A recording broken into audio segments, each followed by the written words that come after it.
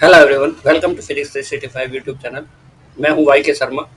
और फिजिक्स 365 पे जो भी वीडियो अवेलेबल होते हैं वो class 11th, 12th, NEET, JEE और अदर कॉम्पिटिटिव एग्जाम के लिए काफ़ी यूजफुल होता है। आज का जो वीडियो है अपना क्लास 12th के लिए इलेक्ट्रोस्टैटिक फर्स्ट चैप्टर से 15वां वीडियो है, जिसमें हम विद्युत क्षेत्र और विद्युत क्षेत्र की तीव्रता के बारे में पढ़ रहे हैं। और इस टॉपिक पर आधारित ये तीसरा वीडियो है। आज का अपना टॉपिक है तीव्रताओं का अध्यारोपण क्या होता है। विद्युत क्षेत्र की तीव्रता जो होती है उसका अध्यारोपण क्या होता है। तीव्रताओं का अध्यारोपण, सबसे पहले देखते हैं तीव्रता क्या है, विद्युत क्षेत्र की तीव्रता क्या है। कोई आवेश हमारे आसपास होता है तो उसके चारों तरफ एक पर्टिकुलर एरिया बन जाता है, जिसके अंदर कोई दूसरा आवेश अट्रैक्शन या रिपल्सन, आकर्षण या प्रतिकर्षण बल का अनुभव करता है। तो यहाँ पे एफ जीरो नहीं होता है और बाहर की साइड एफ जीरो होता है। तो ये वाला जो एरिया है वो ये पूरा एरिया जो है वो विद्युत क्षेत्र कहलाता है, जिसके अंदर अंदर दूसरा आवेश बल का अनुभव करेगा। वैसे इसकी जो रेंज होती है इन्फिनिटी तक होती है, क्योंकि ई का जो फॉर्मूला होता है वो के क्यू अपॉन आर स्क्वायर होता है। जब आर की वैल्यू इन्फिनिटी तक होगी तब ई की वैल्यू जीरो आएगी। परास इसकी काफ़ी ज़्यादा होती है। तो विद्युत क्षेत्र की तीव्रता के बारे में हमने देखा, विद्युत क्षेत्र क्या होता है ये हमने देखा। तीव्रता है कि भाई विद्युत क्षेत्र के अंदर ये प्लस आवेश है, ये विद्युत क्षेत्र है, इसके अंदर कोई पॉइंट पी है जिसके ऊपर एकांक धनावेश क्यू जीरो रखा हुआ है, क्यू नॉट रखा हुआ है। तो इसके ऊपर बल कितना लगेगा, F equal to Q naught equal to जितना भी बल लगेगा उसको इंटेंसिटी ऑफ इलेक्ट्रिक फील्ड कहेंगे, विद्युत क्षेत्र की तीव्रता कहेंगे। इसको हम ई से प्रदर्शित करते हैं। वापस सुने कि विद्युत क्षेत्र के अंदर कोई बिंदु P है जिस पर Q नॉट एकांक धनावेश यूनिट चार्ज है ये रखा हुआ है। तो इसके ऊपर जितना बल लगेगा, फोर्स लगेगा, वो फोर्स ही विद्युत क्षेत्र की तीव्रता कहलाएगा। तो विद्युत क्षेत्र की तीव्रता की परिभाषा हो गई, एकांक धनावेश पर लगने वाला बल विद्युत क्षेत्र की तीव्रता कहते हैं। ये सारी डिटेल विद्युत क्षेत्र कितने प्रकार के होते हैं पिछले वीडियो के अंदर हमने कवर किया था। और आज का जो टॉपिक है अपना तीव्रताओं का अध्यारोपण, ये क्या चीज़ है। तो इसमें देखते हैं हम कि तीव्रताओं का अध्यारोपण का सिद्धांत प्रिंसिपल ऑफ सुपरपोजिशन कहता है कि कई आवेशों के द्वारा उत्पन्न कुल विद्युत क्षेत्र जो भी होगा वो अलग अलग आवेशों के कारण उत्पन्न विद्युत क्षेत्रों के सदिश योग के बराबर होगा। यानी कि किसी पॉइंट ई के ऊपर अगर हमें विद्युत पी के ऊपर विद्युत क्षेत्र निकालना है तो पहला आवेश कितना विद्युत क्षेत्र उत्पन्न कर रहा है, ई वन। दूसरा आवेश कितना विद्युत क्षेत्र उत्पन्न कर रहा है, ई टू। तीसरा आवेश कितना विद्युत क्षेत्र उत्पन्न कर रहा है, ई थ्री। ऐसे करके जितने भी आवेश रखे हुए हैं सब के विद्युत क्षेत्रों का सदिश योग करेंगे, हम वेक्टर सम करेंगे। और वो वेक्टर सम ही किसके बराबर होगा, वेक्टर सम होगा परिणामी तीव्रता के बराबर, बिंदु पी पर परिणामी तीव्रता के पर। ये पूरी चीजें हम डिटेल में पढ़ने वाले हैं। तो इसके लिए हम क्या करते हैं कि माना एक एन आवेशों का समूह है, इलेक्ट्रिक चार्ज की बात कर रहे हैं, समूह है जिसमें कौन कौन से चार्ज है, Q1 है, Q2 है, Q3 है और अप टू क्या है, Qn आवेश है, जिसमें आवेश है। ठीक है, इनकी स्थिति सदिश R1, R2, R3 है। और हमें क्या करना है, तब बिंदु P पर विद्युत क्षेत्र की तीव्रता ज्ञात करनी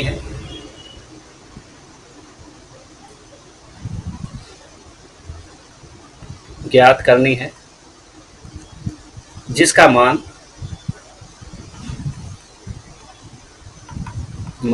अलग अलग आवेशों के कारण आएगा और Q0 पर Q नॉट पर लगने वाले, ये यूनिट चार्ज है, पर लगने वाले बल के बराबर होता है। ठीक है, हम इसका फॉर्मूला लिख सकते हैं E equal to F upon Q naught. ठीक है, वेक्टर के रूप में लिखना है तो एफ वेक्टर लिख सकते हैं। तो हमें कुल मिला के फोर्स देखना होगा कि किस पे कितना लगता है। अगर कूलम के नियम का उपयोग करें तो इसके लिए हम एक डायग्राम देखेंगे, एक डायग्राम बनाते हैं जिसमें हमारे पास ये एक्स एक्सिस है और ये वाई एक्सिस है। ठीक है, और यहाँ पे हम एक चार्ज लेते हैं, सपोज Q1 है, यहाँ पे ये चार्ज लेते हैं Q1 है, तो हमें Q1 का स्थिति सदिश देखना होगा और दूसरा देखना होगा कि ये पॉइंट मान लो इस जगह है कि ये जो पॉइंट P है इस पर हमें विद्युत क्षेत्र की तीव्रता ज्ञात करनी है। तो सबसे पहली बात तो कि इसके ऊपर जो बल लगेगा इन दोनों को मिलाने वाली रेखा के अनुदिश लगेगा। जो विद्युत बल है, कूलाम का नियम है, वो हमेशा दोनों आवेशों को मिलाने वाली रेखा के अनुदिश होगा। अगर ये आवेश प्लस का है और Q0 जो परीक्षण आवेश है जो यहाँ पर रखा वो हमेशा ही प्लस का ही लिया जाता है। किसी ऑब्जेक्ट से एक इलेक्ट्रॉन अगर रिमूव हो जाता है तो पीछे जो आवेश प्लस बचता है उसकी value Q equal to Ne और Q equal to 1 into 1.6 into 10 की पावर माइनस 19 कूलाम होता है। तो ये जो वैल्यू है वो यूनिट पॉजिटिव चार्ज की होती है और यूनिट पॉजिटिव चार्ज सबसे छोटा चार्ज होता है, इसका खुद का कोई इलेक्ट्रिक फील्ड नहीं होता। तो अभी क्या है कि ये जो Q1 चार्ज है इस पॉइंट P बाद में लिखेंगे और ये जो पॉइंट P है इसको इधर की साइड रिपेल करेगा, प्रतिकर्षित करेगा, इसको इधर की साइड प्रतिकर्षित करेगा। तो इस पर जो बल लग रहा है वो F01 है। F01 का मतलब हुआ कि यहाँ पे हम Q0 लिखेंगे और यहाँ पे Q1 लिखेंगे। तो परीक्षण आवेश और पहले चार्ज के बीच में लगने वाला बल। दूसरा बल के लिए हमें जरूरत पड़ेगी, बल के लिए हमें जरूरत पड़ेगी किसकी? बल के लिए हमें जरूरत पड़ेगी स्थिति सदिश की। और स्थिति सदिश ज्ञात करने के लिए हम क्या काम करेंगे? स्थिति सदिश हम ज्ञात करने के लिए हम क्या काम करेंगे कि यहाँ से बिंदु से यहाँ तक ये जो पॉइंट है इस जगह तक हम एक सरल रेखा खींचेंगे। इस पॉइंट से यहाँ तक एक सरल रेखा खींचेंगे। ये सरल रेखा हमें क्या बताएगी? इसका स्थिति सदिश बताएगी। ये जो सदिश बनेगा वो इसका स्थिति सदिश है, सपोज R1 है। ये स्थिति सदिश है क्या? किसका? R1 है। अच्छा, स्थिति सदिश कैसे कहते किसको है? स्थिति सदिश का मतलब होता है कि मूल बिंदु को बिंदु से मिलाने वाला सदिश क्या कहलाएगा? स्थिति सदिश कहलाएगा। मूल बिंदु को बिंदु से मिलाने वाला सदिश स्थिति सदिश कहलाता है। नेक्स्ट, अगर हम यहाँ पे दूसरा पॉइंट लेते हैं, और दूसरा पॉइंट चार्ज अपने पास है, मान लो Q0, वो Q2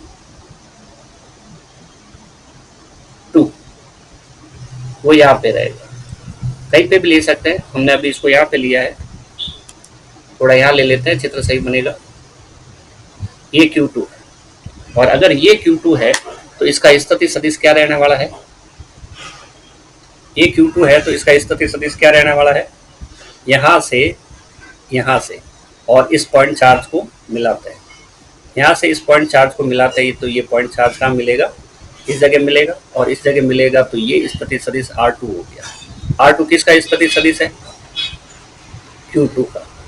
और Q2 बल किधर लगाएगा? Q2 बल किधर लगाएगा?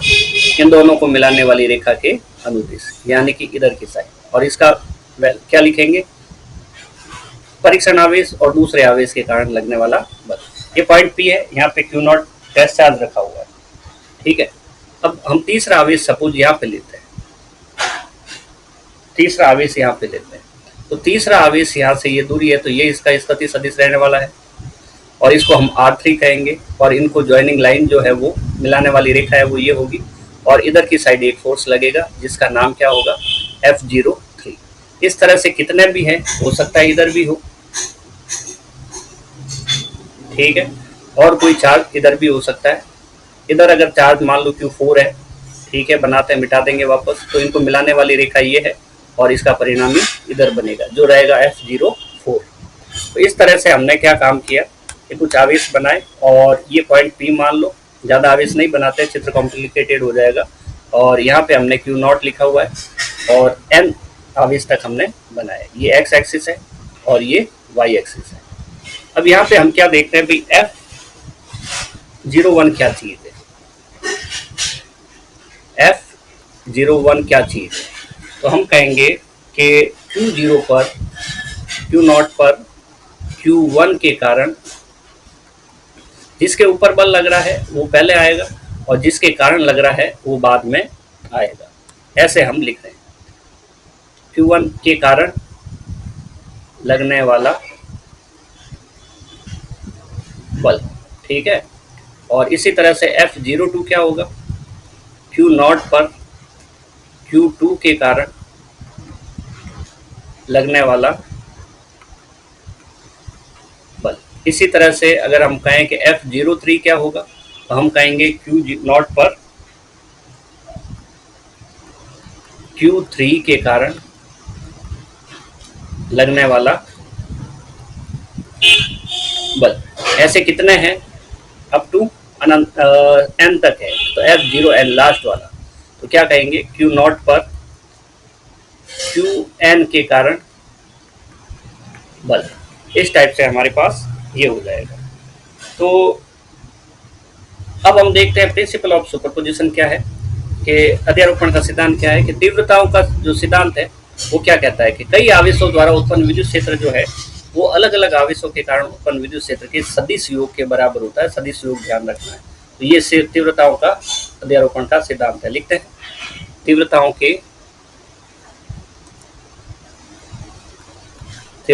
के अध्यारोपण के सिद्धांत से, अध्यारोपण के सिद्धांत से। अध्यारोपण का सिद्धांत क्या है, वो है हमारे पास ई पी पर। पी पॉइंट कौन सा है, जहां पे हमने सारे बल मिलाए हैं, ये वाला पी पॉइंट है। यहाँ पे Q0 रखा हुआ है, Q1 के कारण अलग, Q2 के कारण अलग और Q3 के कारण अलग। तो हम इनको ऐसे कर सकते हैं, E1 vector plus E2 vector plus E3 vector up to En vector, ठीक है। तो EP वेक्टर किसके बराबर हो जाएगा, ये हो जाएगा कि फोर्स ऑन यूनिट चार्ज, जो फोर्स होता है वो यूनिट चार्ज पर कितना लगता है, ये वाला formula, force on unit charge, यानी कि F1 upon Q0 vector quantity है, F01 प्लस F02 और किस पे, Q0 पे, प्लस F03 किस पे, Q0 पे। सारे आवेश मिलकर Q0 के ऊपर जो टेस्ट चार्ज है उसी के ऊपर फोर्स लगा रहे, तो Fn वेक्टर किस पे, Q0 पे। इलेक्ट्रिक फोर्स जो है, ये कूलम फोर्स जो है, उसका फॉर्मूला हमें पता है, वो क्या है कि first charge suppose Q1, second charge यानी कि Q0 अपॉन R स्क्वायर, इसमें अपॉन में R स्क्वायर आएगा और पूरे के नीचे ये Q0, ये ऊपर वाली टर्म F01 की जगह लिख दिया। अब इसको समझते हैं कि Q1 और Q0 क्यों आया, क्योंकि अभी हम बात कर रहे हैं ये फर्स्ट चार्ज और ये Q0 के बीच में, इन दोनों के बीच में लगने वाले इस बल की बात कर रहे हैं। तो यही दो बल, यही दो आवेश काम आने वाले हैं, ठीक है। और थर्ड कंडीशन में, सेकंड कंडीशन में हम क्या करेंगे, Q0 और Q0 की बात करेंगे, किसके लिए, F02 के लिए। तो F02 हटाएंगे, लिखेंगे K, Q2 Q0 और अपॉन इन दोनों के बीच की डिस्टेंस, इन दोनों के बीच की डिस्टेंस। सपोज ये डिस्टेंस R1 है और डायग्राम में अगर R1 को शो करना है तो ये वाली डिस्टेंस शो हो जाएगी। अब ये जो R है वो क्या है, ये जो R है ये पोजीशन वेक्टर है, स्थिति सदिश है, और ये R1 नॉर्मल डिस्टेंस है दोनों आवेशों के बीच की। तो यहाँ पे अगर सदिश रूप में लिखना चाहें तो यहाँ पे R1 का कैप आ जाएगा, प्लस इसके लिए लिखते हैं कि R स्क्वायर नीचे आ जाएगा, R स्क्वायर नीचे आ जाएगा, ये R2 है, K Q2 Q0 और R2 का कैप। इसी तरह से आगे चलता रहेगा, नीचे Q0 रहेगा और फाइनली आएगा हमारे पास K Q0 Rn का स्क्वायर और K Qn Q0 और Rn का कैप। कैप यूनिट वेक्टर होता है, Q0 से Q0 कैंसिल हो गया, अभी बताएंगे, Q0 से Q0 कैंसिल हो गया, हमारे पास बचा K Q1 upon R1, K Q2 upon R2, साथ में कैप भी है, तो हम लिखने वाले हैं EP is equal to K Q1 upon R1, साथ में R1 का cap, plus K Q2 upon R2 square और R2 का कैप। इसी तरह से चलता रहेगा और फाइनल बचेगा K Qn और Rn का स्क्वायर आर एन का कैप। तो ये आ गया अपने पास इसके लिए फाइनल फॉर्मूला, इसके लिए फाइनल फॉर्मूला आ गया। अब हम चाहे तो हम बात करते हैं आर कैप की, यूनिट वेक्टर, ठीक है, एकांक सदिश, एकांक सदिश। ये जो आर है इसके ऊपर ये निशान लगाता है, ये वाला, इस निशान को कैप कहते हैं, ठीक है, इस निशान को कैप कहते हैं। और कैप क्या चीज है? ये एकांक सदिश को प्रदर्शित करने वाली चीज है। तो इसका जो फॉर्मूला होता है सदिश बटा सदिश का परिमाण होता है, सदिश का परिमाण होता है, मैग्नीट्यूड, सदिश का परिमाण, परिमाण का मतलब होता है मैग्नीट्यूड, ठीक है। तो आर कैप, इसका फॉर्मूला सदिश को हम आर वेक्टर लिख देंगे और परिमाण को आर लिख देंगे। एकांक सदिश वो होता है कि जिसका मैग्नीट्यूड 1 होता है, उसको हम, ये इसकी डेफिनेशन है, उसको हम क्या कहते हैं? एकांक सदिश कहते हैं। तो अब हम यहाँ से R1 कैप हटा के उसकी जगह ये फॉर्मूला भी लिख सकते हैं, तो भी ये चीज सही रहेगी, ठीक है। अब इसके कंडीशन करते हैं, केस क्या क्या बनेंगे, ठीक है। केस फर्स्ट, ये जो केस करने वाले हैं ये न्यूमेरिकल क्वेश्चन को सॉल्व करने में, या कोई क्वेश्चन दिया हुआ हो तो वो सॉल्व करने के काम आएगा। अगर तीव्रताओं की दिशा विपरीत हो, यदि तीव्रताओं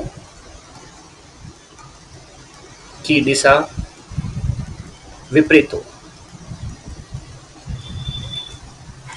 बात कर रहे हैं तीव्रताओं की दिशाओं की। मान लो ये पॉइंट है, इसके ऊपर तीव्रता की दो दिशा है, एक सपोज E1 इधर की साइड है और दूसरा E1 इधर की साइड है, ठीक है, E2 इधर की साइड है। ये जो तीर का निशान है ये एक सिंबल है, ऐसा नहीं है कि तीव्रता की दिशा इधर होगी तो हम भी तीर इधर लगाएंगे, ऐसा नहीं, ये गड़बड़ हो जाएगी। तीव्रता ये एक सिंबल है, इसका तीर हमेशा इधर ही लगेगा और डायरेक्शन ये वाला तीर शो कर रहा है। तो अब देखें कि इनका परिणामी कैसे होगा। अगर तीव्रताएं विपरीत दिशा में हो तो इनको सम करने के लिए जो परिणामी तीव्रता होती है, परिणामी तीव्रता होती है वो हो जाएगी अपने पास EP is equal to E1 minus E2, vector vector और वेक्टर। अपोजिट डायरेक्शन में हो तो उनको घटा दिया जाता है। यदि तीव्रताएं विपरीत दिशा में हो, दिशा में हो तो परिणामी तीव्रता, इस पॉइंट को P ले लो, परिणामी तीव्रता, परिणामी तीव्रता क्या होगी, ठीक है, वो E1 माइनस E2 होगी।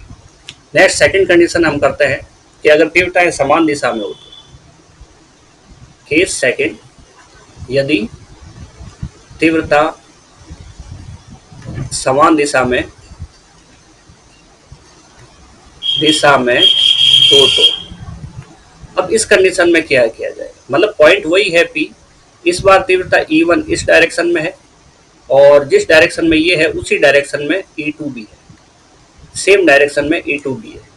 यदि तीव्रताएं समान दिशा में हो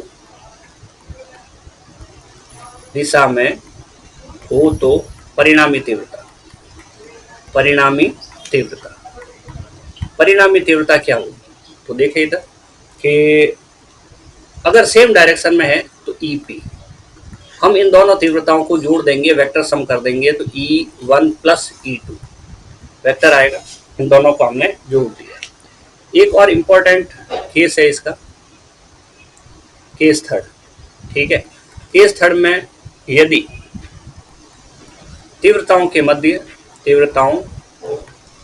मध्य कोण थीटा हो तो, अगर कोण थीटा हो तो हम क्या काम करेंगे, यानी कि डायग्राम इस टाइप का बन जाएगा कुछ। ये हमारे पास E1 है, ये पॉइंट P है, ठीक है, यहाँ पे पॉइंट लगाया, ये पॉइंट P है और दूसरी तीव्रता की जो दिशा है कुछ भी कोण हो सकता है, 0 से ज़्यादा और 360 से कम, ये E2 है और ये जो इनके बीच में एंगल है वो थीटा है। ऐसी कंडीशन में हम काम क्या करते हैं कि एक सूत्र लगाते हैं। तो P पर जो परिणामी तीव्रता है, बिंदु P पर परिणामी तीव्रता, परिणामी जो तीव्रता है वो क्या होगी? तो देखो, इसके लिए हम लिखेंगे EP equal to E1 square plus E2 square plus 2E1 E2, और इस P को इधर से हटा के यहाँ लिख देते हैं, और cos थीटा।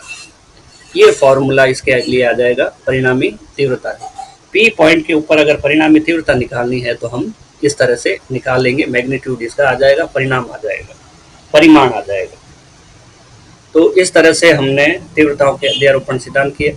ये जो पॉइंट है पीछे केस फर्स्ट, सेकंड और थर्ड, ये कुछ क्वेश्चन अगर दिए हुए होते हैं तो उसके लिए काफ़ी यूजफुल होता है। आज के वीडियो में इतना ही। कुछ इम्पोर्टेंट बातें रेगुलर कमेंट करते रहें, इससे इंटरेक्शन बना रहता है।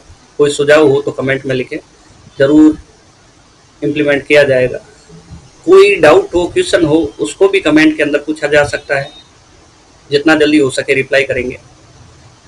मिलते हैं नेक्स्ट वीडियो में।